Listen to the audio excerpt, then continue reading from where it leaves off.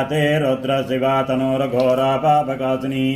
तया नस्तनुवासन्तमया गिरिशन्ताभिजाकसीः यामि शृङ्गिरिशन्तहस्ते विभर्यस्तवे शिवाङ्गिरत्रतां कुरुमाहिंसे पुरुषं जगत् शिवेन वचसा त्वा गिरिशाच्छा वदामसि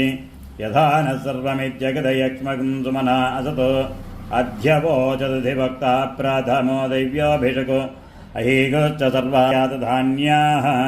असोयस्ताम्रो अर्णवत बभ्रस्व मङ्गलः ये चैमागं रुद्र अभितो दिक्षु श्रिता सहस्रसो वै चागम् एड ईमहि असव्यो वसर्पतनीरग्रीवो विलोहितः उतैनं गोपा अदृशन्नुदहार्याः उतैनं विश्वाभूतानि सदृष्टो मृडयातिनः नमोऽस्तु नीलग्रीवाय सहस्राक्षाय मीढुषे अधो ये अस्य सत्त्वानोऽहं तेभ्यो करन्नमः प्रमुञ्चधन्वनस्तु भयोरार्त्नियोज्याम्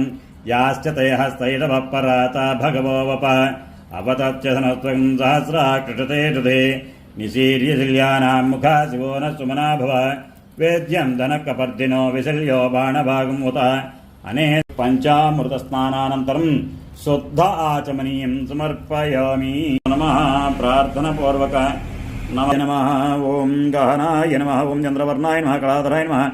मायाधाराय नमः महामायिने नमः कैवल्याय नमः ओं केशवाय नमः ओं नारायणाय नमः ओं माधवाय नमः ओं